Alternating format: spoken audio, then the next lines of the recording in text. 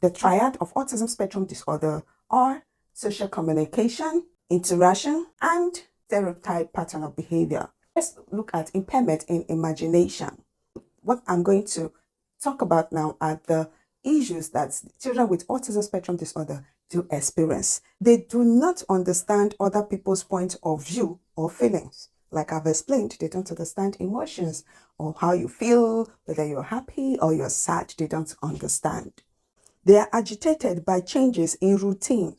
They like being kept on a structure. Like they know, oh, from Monday to Friday, in the morning I go to school, when I return, I do my homework, go to the park. So if there's any alteration in any of the schedule from Monday to Friday, this can cause a major meltdown in children with autism because their mind is fixed and they like to engage in the routine activity.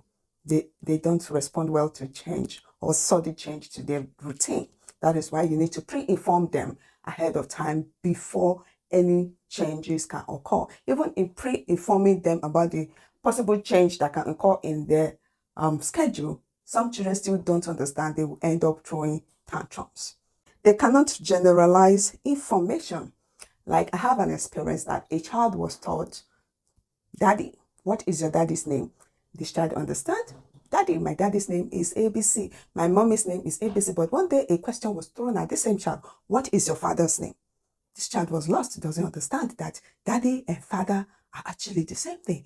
Mommy and mother are actually referring to the same person. That is why when we teach, we try to generalize skills, teach them in different ways so that they understand that the same concept is talking about the same person or object. Like when you're teaching an apple, try to teach the apple with the gray apple and the red apple so that at the end of the day, this child is not confused when the child is faced with real apples, like red and green, so that the child still understand that, oh, there are two types of apple colors, so red and green, so that the child is not confused. Oh, is this green one apple? But I was taught with a red apple. So these are the issues with their ability to generalize learned concepts. Another way you can look at generalization is if you're a therapist and the child always responds to you, just you alone.